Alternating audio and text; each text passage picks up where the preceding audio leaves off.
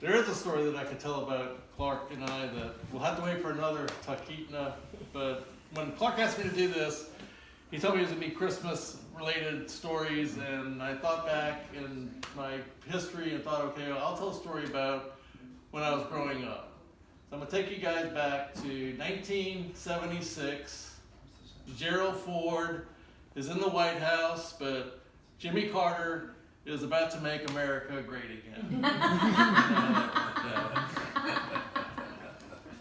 And the number one song in the land is Disco Duck.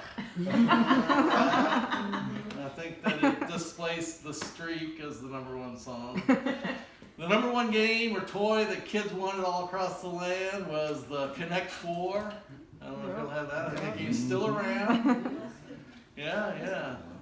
I was 13 years old at the time. I did not want a Connect Four. I wanted a double barrel 12 gauge shotgun. Oh my God. I mean, I was not a child anymore. I was becoming a man at this point. And I knew that if I asked my parents for something like a 12 gauge shotgun, that they would actually deliver. Because what I asked for, I was the young prince, I would get. And usually I'd get a lot more than what I asked for. My sister, who was 2 years older than me, never really learned this trick of mine, that you be specific and you get exactly what you want. My father, he always got the same thing. I can't remember him ever not getting these things. Red wooden coat hangers, a fifth of Dewar's Scotch, and a carton of Kent 100s. Those are his standard Christmas gifts from the time I was little until he quit. And then my mother. And my mother loved Christmas. She went all out. She would decorate the house starting the day after Thanksgiving. She would start to decorate the front door, all the way through the foyer, living room, dining room, den. The whole house became a Christmas wonderland. She had Santa Clauses everywhere. And the creche was put out, but not baby Jesus, because baby Jesus doesn't make it to the creche until Christmas Day. The wise men, they were in the kitchen on their way to where the creche was. But my mother also was very specific about what she wanted. And she had seen this antique footstool in the window of Hurwitz Men's on Royal Street. And she had told my father a dozen times that she really liked this antique footstool. And my dad was kind of a tightwad. But the good news was my father was in the furniture business and actually did trade with Ellis Mintz at Hurwitz Mintz. So my mother knew she was going to get this footstool. They had built the house a few years earlier, and this was like the final finishing touch to her decorating. The house was going to be complete with this antique footstool. Well, like I said, she loves Christmas, and so she starts preparing, cooking rum balls and lemon squares and the unbelievable dinner. She was taught to cook by a Creole housekeeper that worked with her family from the time my mother was born until the time that I was born. So she knew how to cook phenomenal meals. Traditional cook. In front of the stove, she was just an amazing cook. So, sure enough, about a week before Christmas, this box shows up underneath the Christmas tree, which is about the size of this footstool. So we all know that the footstool is coming, and Mama's going to be happy, because if Mama ain't happy, ain't nobody. Christmas morning comes, and everything was done in order. My dad got to open up his gifts first because it was a surprise. The red coat hangers, the cigarettes, and the scotch. Then I would go next, and of course I got the double barrel 12 gauge shotgun, I got a 22 rifle, I got a crossbow, I got hip boots, I got camouflage from head to toe. I think today they would arrest you. That kind of Christmas. My sister, of course, was completely freaked out because she didn't get anything that she wanted. But she did still get a lot of things. And then it was time for my mother. And my mother was 5 feet tall, very petite, and she was just the belle of the ball. She was like the princess. And she's sitting there, and she's carefully unwrapping this box that she knows contains this antique footstool. And she is just slowly, because she's savoring every minute of this. And suddenly, her big smile becomes a big frown. It is not a footstool. What is it? It is an Amana radar range dial-o-matic microwave oven model 420. No. Did I mention my mother's Sicilian? If you did not know she was Sicilian, you would know it in this moment.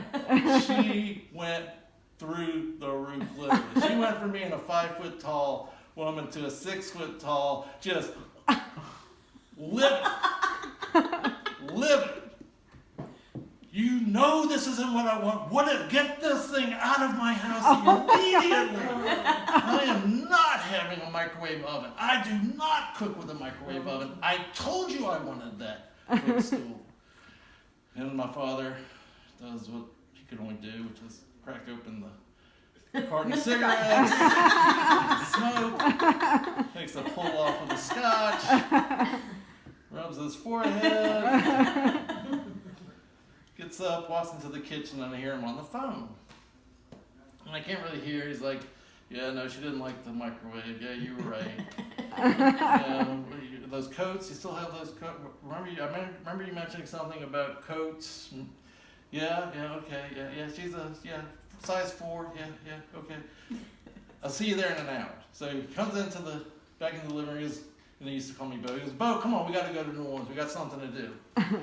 So we get into the car, and we live in Covington, and we drive 45 minutes from Covington to the Royal Sonesta parking lot, pull down into the parking lot, park the car, and I go, what are we doing? He goes, just a second. And about 5 minutes later, this bit pearlized white Cadillac Fleetwood sedan pulls up, and this guy that looks like he came out of central casting from The Sopranos. Oh my God. Gets that hair slicked back cigar, not lit, but in his mouth. Oh my God. Hey, Smiley, yeah, I'm here. Yeah.